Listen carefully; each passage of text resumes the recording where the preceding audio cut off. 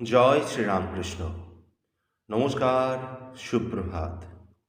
আপনারা শুনছি শ্রী রামকৃষ্ণের গল্প সম্ভার থেকে পাঠ। সংসার ও ঈশ্বর। সংসার ঈশ্বর ছাড়া কিছু নয়। গুরুর কাছে বেদান্ত পড়ে রামচন্দ্রের বৈরাগ্য হলো। তিনি বললেন, সংসার যদি স্বপ্নবৎ হবে, সংসার ত্যাগ করাই ভালো। দশরথ রামকে বোঝাতে গুরু বশিষ্ঠকে পাঠিয়ে দিলেন। বশিষ্ঠ গিয়ে রামকে বললেন, রাম, তুমি কেন সংসার ত্যাগ করবে? তুমি আমায় বুঝিয়ে দাও যে সংসার ঈশ্বর ছাড়া। যদি তুমি আমায় বুঝিয়ে দিতে পারো যে ঈশ্বর থেকে সংসার হয়নি, তাহলে তুমি সংসার ত্যাগ করতে পারো। গুরুর প্রশ্নে রামচন্দ্র কোনো উত্তর দিতে পারলেন না। সংস্কারের ক্ষমতা। সংস্কারের কত ক্ষমতা শোনো। একজন রাজার ছেলে পূর্বজন্মে ধোপার ঘরে জন্মেছিল। রাজার ছেলে হয়ে যখন খেলা করছে, তখন সমবয়সীদের বলছে, ওসব খেলা থাক, আমি উপুর হয়ে শুই, তোরা আমার পিঠে বসে হুস হুস করে কাপড় কাচ। সবই বিষ্ণুময়। সবই বিষ্ণুময়। একজন সাধু সর্বদাই জ্ঞানোন্মত্ত অবস্থায় এই কথাই ভাবতেন। তিনি কারো সঙ্গে কথা বলতেন না, লোকে তাকে পাগল বলতো। একদিন তিনি লোকালয় থেকে ভিক্ষা করে এনে সেই ভিক্ষান্ন একটা কুকুরের ওপর বসে তার সঙ্গে খেতে লাগলেন। সেই দেখে অনেক লোক সেখানে এসে হাসতে হাসতে তাকে পাগল বলে উপহাস করতে লাগলো। সাধু তাদের বললেন, তোমরা হাসছো কেন? বিষ্ণু পরি স্থিত বিষ্ণু, বিষ্ণু খাদতি বিষ্ণবে, কথং হাসসি রে বিষ্ণু, সর্বং বিষ্ণুময়ং জগৎ। হাস্য কেন হায়? বিষ্ণুর সাথে বিষ্ণু বসে, খাওয়ায়, নিজে খায়। বিষ্ণু, তুমি হাসো এ কি? সবেতেই যে বিষ্ণু দেখি। যে যেমন। সমাধিস্থ হয়ে একজন সাধু রাস্তার ধারে পড়ে আছেন। এমন সময় একজন চোর তাকে দেখিয়ে আপনা আপনি বলতে লাগলো, এ নিশ্চয়ই চোর, সমস্ত রাত্রি চুরি করে এখন পড়ে আছে, এখনই পুলিশ এসে ধরে নিয়ে যাবে, আমি পালাই। একজন মাতাল এসে দেখে বললে, সমস্ত রাত্রির মদ টদ খেয়ে টেনে খানায় পড়ে আছে, আমি পড়ছি নে বাবা। শেষে একজন সাধু তাকে দেখে চিনল যে ইনি সমাধিস্থ হয়ে পড়ে আছেন। তখন সে তার পদসেবা করতে লাগলো। আন্তরিকতা থাকলে। সর্বমঙ্গলা মেয়েটি ছিল সুরূপা, সুলক্ষণা। তার বাপ ছিলেন নিষ্ঠাবান দরিদ্র ব্রাহ্মণ। লোকের বাড়ি চণ্ডীপাঠ করে তিনি দিন যাপন করতেন। সর্বমঙ্গলার রূপে গুণে মুগ্ধ হয়ে এক জমিদার তার একমাত্র পুত্রের সঙ্গে তার বিয়ে দিয়ে মহা সমারোহে নিজের বাড়ি নিয়ে গেলেন। ব্রাহ্মণ একদিন চণ্ডীপাঠ করতে করতে মনে মনে করলেন, মা, আমি গরিব মানুষ বলে কি আমার পূজা তোমার পূজা করতে পাবো না? কেবল বড় মানুষেরাই কি তোমার পূজা করবে? ব্রাহ্মণ মনে মনে ভাবলেন, যেমন করে হোক একবার মায়ের পূজা করতেই হবে। ব্রাহ্মণই তার মনের ইচ্ছার কথা শুনে মায়ের পূজা করতে সম্মত হলেন এবং সারা বছর কষ্টে সৃষ্টে দিন কাটিয়ে তারা 12টি টাকা জমালেন। ক্রমে পূজার দিন নিকটবর্তী হলো।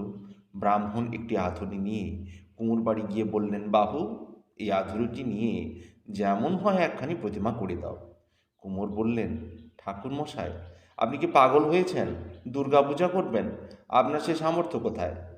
ব্রাহ্মণ বললেন, আজ 1 বৎসর ধরে মানত করেছি, এবার মায়ের পাদপদ্মে গঙ্গাজল বিল্বমঙ্গল দেব। তা বাবু, এতে সামর্থ্য আর অসামর্থ্য কি? তুমি এই 8 আনায় যেমন হয় একখানি প্রতিমা করে দাও।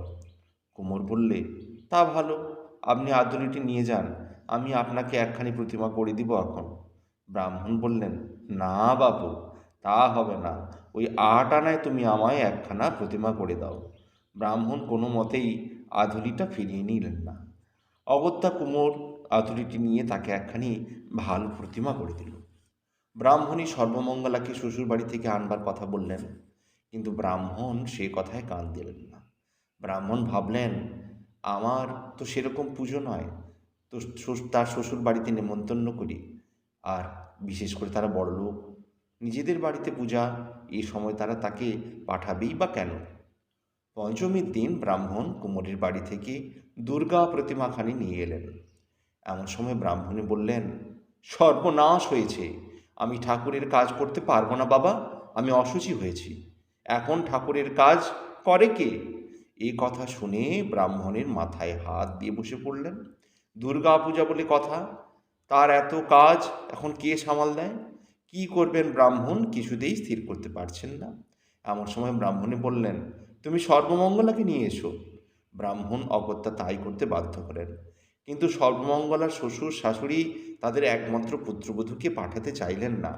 তারা বললেন, আমাদের বাড়িতে পুজো, আর ওই আমাদের একমাত্র পুত্রবধূ, ওকে এই সময় কি করে পাঠাবো? ব্রাহ্মণ সর্বমঙ্গলার সঙ্গে দেখা করলেন। সর্বমঙ্গলা পাপের বিপদের কথা শুনে কাঁদতে লাগলো। কিন্তু সে কি করবে? শ্বশুর শাশুড়ির অমতে তো সে যেতে পারে না। ব্রাহ্মণ তাকে সান্ত্বনা দিয়ে বাড়ি থেকে চলে আসছেন। এমন সময় পথের মাঝে শুনতে পেলেন পিছন থেকে বাবা বাবা করে সর্বমঙ্গলার মতো করে কে ডাকছে। ব্রাহ্মণ পিছন পানে চেয়ে দেখলেন যে সর্বমঙ্গলা ঊর্ধ্বশ্বাসে দৌড়ে আসছে। তিনি সেইখানে দাঁড়িয়ে রইলেন। ক্রমে সর্বমঙ্গলা নিকটে এসে বললেন, বাবা, আমি এসেছি। ব্রাহ্মণ আহ্লাদে আটখানা হয়ে বললেন, কাউকে না বলে চলে এলে? শেষে বিপদ হবে না তো? সর্বমঙ্গলা বলল, না বাবা, সেই জন্য তোমার কোনো চিন্তা নেই। ব্রাহ্মণ সর্বমঙ্গলাকে বাড়ি নিয়ে এলেন। ব্রাহ্মণীও খুব আনন্দিত হলেন। সপ্তমী অষ্টমী মায়ের পূজা হয়ে গেল। নবমীর দিন সকালবেলা সর্বমঙ্গলা তার বাবাকে বলল, বাবা, পূজার ব্রাহ্মণ ভোজন করাতে হয় না? ব্রাহ্মণ বলল, নিয়ম বটে, কিন্তু আমি কোথায় পাবো সে বামুন খাওয়াবো? তবে মায়ের দয়া হয়তো আগামী বছরে দেখব। সর্বমঙ্গলা বলল, বাবা, আমি তবে পাড়ায় নেমন্তন্ন করে আসি। ব্রাহ্মণ নিষেধ করলেন, কিন্তু সর্বমঙ্গলা সে কথা না শুনে পাড়ার লোকেদের প্রসাদ খাওয়ার নিমন্ত্রণ করে এল। ফলারের কথা শুনে যথাসময়ে দলে দলে লোক এসে উপস্থিত হলো। লোকের ভিড় দেখে ব্রাহ্মণ ভয় পেয়ে গেলেন আর তার সর্বমঙ্গলাকে খুব বকতে লাগলেন। সর্বমঙ্গলা বলল, বাবা, ভয় কি? আমি সবাইকে প্রসাদ ভোজন করিয়ে দেব, তুমি চিন্তা করো না। জগৎকে খাওয়াচ্ছেন যে মা, সেই মা আজ তোমাদের ঘরে উপস্থিত, তুমি কেন মিথ্যা ভয় করো? তিনি সেই কয়টি লোককে খাওয়াতে পারবেন না? পরে সর্বমঙ্গলা বাইরে বেরিয়ে নিমন্ত্রিত লোকদের বলল, আমার বাবা দিন দুঃখী, তিনি আপনাদের ষোড়শোপচারে ভোজন করান, এরূপ সঙ্গতি তার নাই। তবে মহাপ্রসাদ পাওয়ার জন্য আপনাদের নিমন্ত্রণ করে এসেছিলাম, সেই মহাপ্রসাদ আপনারা গ্রহণ করুন। এই বলে সর্বমঙ্গলা মহাপ্রসাদ নিয়ে এলো। সেই প্রসাদ থেকে এমন সৌরভ বার হলো, সকলে মোহিত হয়ে গেলেন। এমনটি কেউ আগে কোনোদিন দেখেওনি, শুনেওনি। সর্বমঙ্গলা একটু একটু করে প্রসাদ সকলকে দিল। অমনি সকলের পেট ভরে গেল। পাড়ার লোক তো অবাক। ব্রাহ্মণ এতক্ষণ ধরে একান্ত মনে ভগবতীকে স্মরণ করছিলেন। লোকজন সব চলে গেলে তিনি চোখ খুলে সর্বমঙ্গলাকে বললেন, মা, আমার বুঝি সবাই সাপ সাপন্ত করে চলে গেল? সর্বমঙ্গলা বলল, সাপ সাপন্ত কেন দেবে বাবা? সবাই প্রসাদ পেয়ে পরিতৃপ্ত হয়ে চলে গেল। ওই দেখো না, এখনো কত প্রসাদ রয়েছে, যে গ্রাম শুদ্ধ সব লোককে খাওয়ানো যায়। ব্রাহ্মণ আহ্লাদিত হয়ে সর্বমঙ্গলার অনেক প্রশংসা করলেন। পরদিন বিজয়া। ব্রাহ্মণ ভগবতীকে দধিকর্মা নিবেদন করে চোখ খুলে দেখেন যে সর্বমঙ্গলা সেসব খাচ্ছে। ব্রাহ্মণ ক্রোধে অন্ধ হয়ে ব্রাহ্মণীকে বললেন, দেখো দেখো, তোমার মেয়ের বিবেচনা দেখো। হায়, কি সর্বনাশ হলো! কাল ভগবতীর কৃপায় ব্রহ্মসাপ থেকে রক্ষা পেয়েছি, আজ আবার তুই এ কি করলি? সর্বমঙ্গলা এই কথা শুনে কাঁদতে লাগলো। কোনো উত্তর দিল না। সর্বমঙ্গলার কান্না দেখে ব্রাহ্মণকে স্থির হতে বলে আবার দধিকর্মার আয়োজন করতে গেলেন। ব্রাহ্মণ তা আবার নিবেদন করলেন।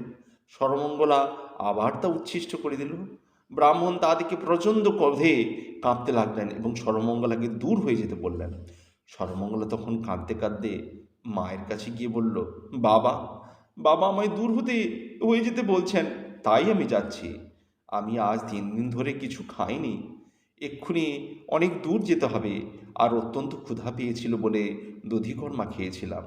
বাবা তাতে রেগে গেলেন। মা, আমি এখন বিদায় হই। ব্রাহ্মণী আবার দধিকর্মার জোগাড় করছিলেন। পিছন ফিরে দেখলেন সর্বমঙ্গলা আর নেই সেখানে। তিনি খুব জোরে জোরে সর্বমঙ্গলাকে ডাকতে লাগলেন, কিন্তু সর্বমঙ্গলাকে দেখতে পেলেন না। তখন ব্রাহ্মণের কাছে গিয়ে সব কথা বললেন। ব্রাহ্মণের প্রাণ কেঁদে উঠল। তিনি সেই অবস্থাতেই সর্বমঙ্গলার শ্বশুর বাড়ি গিয়ে উপস্থিত হলেন। সর্বমঙ্গলা বাবার কাছে সমস্ত বৃত্তান্ত শুনে বলল, বাবা, তুমি কি বলছো? আমি তোমাদের কাছে কখন গেলাম? দধিকর্মাই বা কখন খেলাম? আর তুমি বা আমায় কখন দূর করে দিলে? আমি তো এসবের কিছুই বুঝতে পারছি না। আমি এখানে যেমন ছিলাম তেমনি আছি। ব্রাহ্মণ তো মেয়ের কথা শুনে অবাক হয়ে গেলেন এবং সব ব্যাপার বুঝতে পেরে বক্ষে করাঘাত করে মাটিতে লুটিয়ে পড়ে কিছুক্ষণ অচেতন হয়ে পড়ে রইলেন। একটু পরে ব্রাহ্মণ চৈতন্য ফিরে পেয়ে নিজেকে ধিক্কার দিয়ে বলতে লাগলেন, হায় হায়, এ কি করলাম! পরম সম্পদ ঘরে পেয়েও চিনতে পারলাম না। হায় মা, কেন আমার এমন বঞ্চনা করলে? আমি অধম। যদি দয়া করে আমার বাড়ি এলে আমায় বাবা বাবা বলে ডাকলে, তবে মা, কেন আমার চোখ দুটি খুলে দিলে না? আমি তোমার নিত্য রূপ দেখে কৃতার্থ হতাম। ব্রাহ্মণ এভাবে বিলাপ করতে করতে বাড়ি ফিরে এলেন আর ব্রাহ্মণীকে সব কথা বললেন। তিনিও শোকে অধীর হয়ে পড়লেন। সাধকের জন্য নানা ভাব। সাধকের জন্য তিনি নানাভাবে নানা রূপে দেখা দেন। এক গামলা রং ছিল একজনের। অনেকে তার কাছে কাপড় রং করতে আসতো। সে লোকটি জিজ্ঞাসা করত, তুমি কি কাপড় রঙে ছোঁয়াতে চাও? একজন হয়তো বললে, আমি লাল রঙে ছোপাতে চাই। অমনি সেই লোকটি গামলার রঙে সেই কাপড় খানি ছুপিয়ে বলতো, এই লও তোমার লাল রঙে ছোপানো কাপড়। আর একজন হয়তো বললে, আমাকে হলদে রঙে ছোপানো চাই। তখন সেই লোকটি সেই গামলায় কাপড়খানি ডুবিয়ে বলতো, এই নাও তোমার হলদে রঙে ছোপানো কাপড়। নীল রঙে ছোপাতে চাইলে সেই একই গামলায় ডুবিয়ে বলতো, নীল রঙে ছোপানো কাপড়। এই রকমই সে যে রঙে ছোপাতে দেয় চাইতো তার কাপড় সেই রঙে একই রকমভাবে সেই একই গামলায় ছোপানো হতো। একজন লোক এই আশ্চর্য ব্যাপার দেখছিল। যার গামলা, সে জিজ্ঞাসা করলে, কেমন হে, তোমায় কি রঙে ছোপাতে হবে? তখন সে বললে, ভাই, তুমি যে রঙে রঙিয়েছ আমায় সেই রং দাও। প্রকৃত সাধুর লক্ষণ। সাধুদের কাছে একটা গল্প শুনেছিলাম। একজন লোক ভালো ত্যাগী সাধু দেখবে বলে সন্ধান করে ফিরছিল। তাকে একজন বলে দিলে যে সাধুকে লোকালয় ছাড়িয়ে অনেক দূরে গিয়ে শৌচাদি করতে দেখবে, তাকেই জানবে সে ঠিক ঠিক ত্যাগী।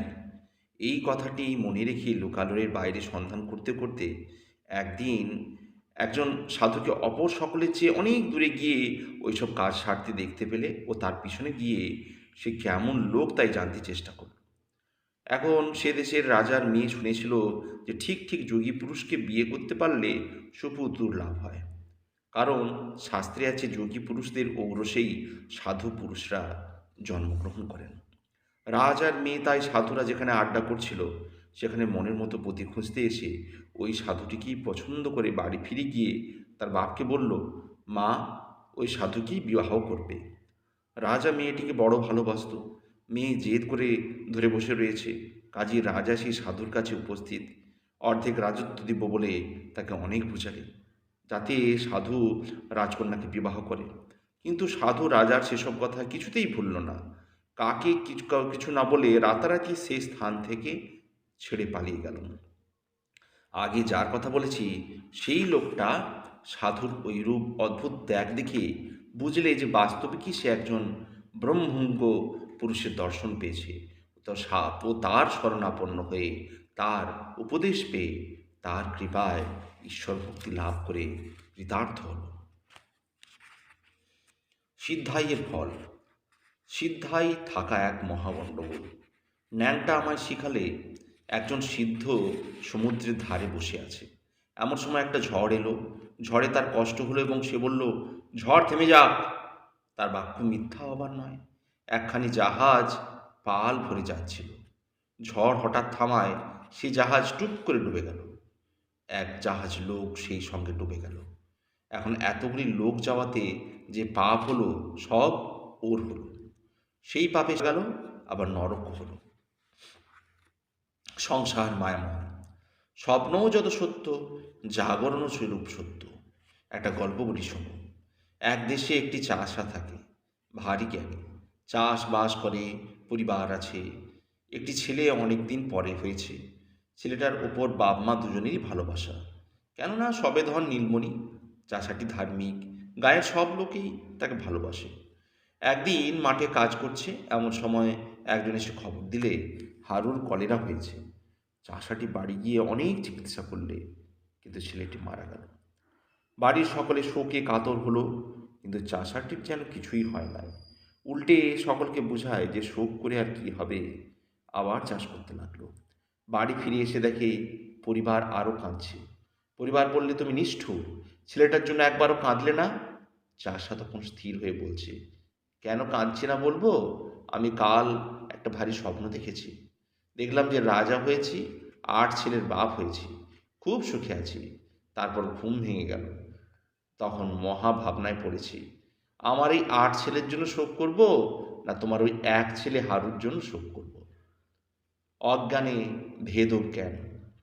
স্ত্রীকে নিয়ে সঙ্গে করে একটি বিরাগী নানা তীর্থ ভ্রমণ করে বেড়ায়। একদিন পথ চলতে চলতে সেই লোকটি পথের এক জায়গায় কয়েকটি হিরে পড়ে আছে দেখতে পেল। সেগুলিকে দেখে তার মনে হলো, এগুলো ওপর মাটি চাপা দিয়ে রাখি, না হলে আমার স্ত্রী এগুলো দেখে মনের মধ্যে লোভ হতে পারে। এই মনে করে সেই হিরেগুলির ওপর মাটি চাপা দিচ্ছে। এমন সময় তার স্ত্রী তা দেখতে পেল। তার কাছে এসে বলল, হ্যাঁ গা, তুমি কি করছিলে? স্বামী থতমত খেয়ে গেল। স্ত্রী পা দিয়ে ধুলো সরিয়ে হিরেগুলো দেখতে পেল। তখন সে তার স্বামীকে বলল, এখনো তোমার হিরে আর মাটিতে ভেদ জ্ঞান আছে, তাহলে তুমি সংসার ছেড়ে বনে এলে কেন? নির্লিপ্ত সংসারী। স্ত্রীর হাতে টাকা কড়ি সব দিয়ে বাড়ির কর্তা নির্লিপ্ত সংসারী সেজে থাকেন। বাড়িতে এক গরিব ব্রাহ্মণ ভিক্ষা করতে এসেছে। তা বাড়ির কর্তা বললেন, ঠাকুর, আমি তো পয়সা কড়ি ছুঁই না, আমাকে মিছে বলা।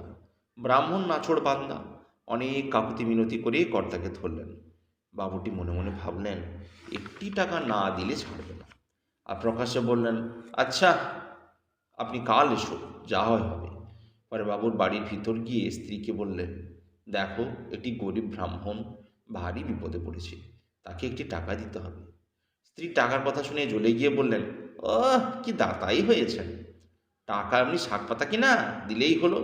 বাবুটি আমতা আমতা করে বললেন, গরিব মানুষ, অনেক করে বলে ধরেছে, একটি টাকা না দিলে হবে না।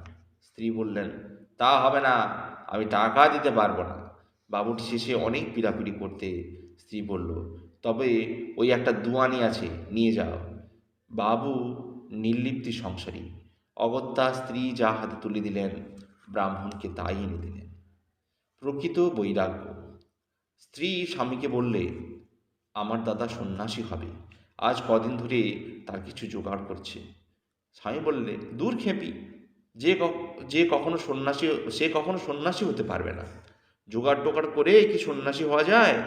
স্ত্রী বলল, তবে কি করে হওয়া যায়? স্বামী বলল, দেখবি খেপি কি করে হয়। এই বলে যেমন ছিল সেই অবস্থায় সে উঠোনে নেমে পড়ল। স্ত্রীকে মা বলে সম্বোধন করে হনহন করে বেরিয়ে গেল, আর ফিরল না। তার ইচ্ছায়। স্বাধীন ইচ্ছা ফিচ্ছা কারো কিছু কি আছে রে? ঈশ্বর ইচ্ছাতেই চিরকাল সব হচ্ছেও হবে।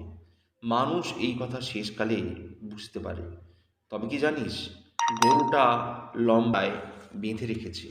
গরুটা খোঁটায় এক হাত দূরে দাঁড়াতে পারবে, আবার দড়ি গাছটা যত লম্বা তত দূর গিয়েও দাঁড়াতে পারবে। মানুষের স্বাধীন ইচ্ছাটাও এইরূপ জানবি। গরুটা ততটা দূরের ভিতর যেখানে ইচ্ছা বসুক, দাঁড়াক, ঘুরে বেড়াক, মনে করেই মানুষ তাকে বাঁধে। তেমনি ঈশ্বরও মানুষকে কতকটা শক্তি দিয়ে তার ভিতরে সে যেমন ইচ্ছা যতটা ইচ্ছা ব্যবহার করুক বলে ছেড়ে দিয়েছেন। তাই মানুষ মনে করেছে সে স্বাধীন। দড়িটা কিন্তু খোঁটায় বাঁধা আছে।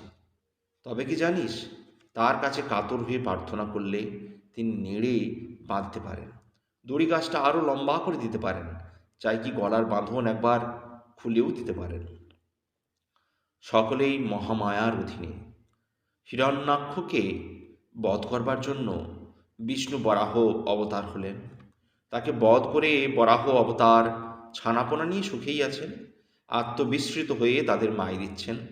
দেবতা বরাহরূপী বিষ্ণুর কাছে এসে বারে বারে বলছেন, প্রভু স্বর্গে ফিরে চলুন। কিন্তু বিষ্ণু বরাহ দেহ নিয়ে বেশ আরামেই আছেন। দেবতারা অগত্যা পরামর্শ করলে শিবকে পাঠিয়ে দিলেন। শিব বরাহরূপী বিষ্ণুকে বললেন, তুমি আত্মবিস্মৃত হয়ে আছো কেন? তাতে তিনি বললেন, কেন, আমি তো এখানে বেশ বেশ আছি, আনন্দে আছি। শিব তখন শূলের আঘাতে বরাহের দেহ ভেঙে দিলেন, আর বিষ্ণু স্বর্গে ফিরে এলেন। সকলেই আদ্যাশক্তি মহামায়ার অধীনে। অবতার আদি পর্যন্ত মায়া আশ্রয় করে লীলা করেন, তাই তারা আদ্যাশক্তির পূজা করেন। ধন্যবাদ। আজ এই পর্যন্তই। জয় শ্রীরামকৃষ্ণ। ভালো লাগলে অবশ্যই চ্যানেলটি সাবস্ক্রাইব করবেন ও পাশে থাকা বেল আইকনটি অবশ্যই ক্লিক করবেন। পাশে থাকার জন্য ও প্রাণ ভরে শ্রবণ করার জন্য ধন্যবাদ।